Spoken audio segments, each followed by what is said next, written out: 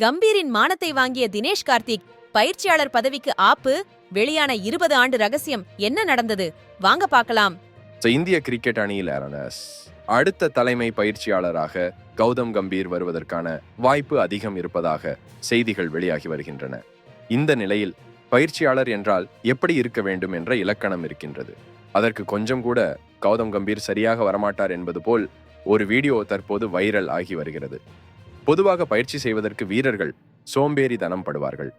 அப்போது பயிற்சியாளர் தான் வீரர்களை ஊக்குவித்து பயிற்சி செய்யுமாறு வற்புறுத்த வேண்டும். ஆனால் பயிற்சியாளரை சோம்பேறித்தனமா இருந்தால் என்ன செய்வது? இதுதான் தினேஷ் கார்த்திக் ஒரு வீடியோவில் ஒரு சம்பவத்தை குறிப்பிட்டு தெரிவித்திருக்கிறார்.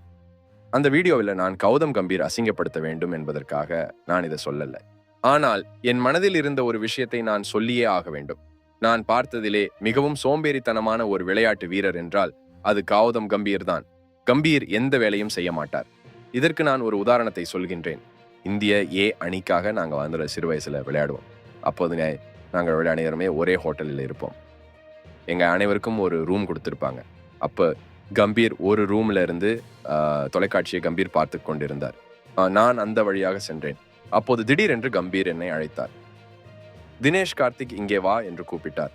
நானும் ஏதோ ஒரு முக்கிய விஷயத்தை சொல்லப் போகிறார் என்று உடனே அறைக்குள் சென்றேன். அப்போ அந்த மேஜையில் இருக்க டிவி ரிமோட்டை எடுத்து சேனலை மாற்று என்று கூறினார். இதை கேட்டதும் எனக்கு ஷாக் ஆனது. அவர் எழுந்து 2 ஸ்டெப் நகர்ந்து வந்தாலே அந்த டிவி ரிமோட்டை எடுத்திருக்க முடியும்.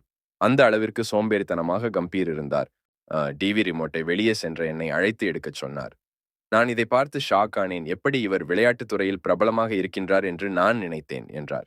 இந்த உரையாடலின் போது கம்பீரும் அங்கு இருந்தார் என்பது குறிப்பிடத்தக்கது.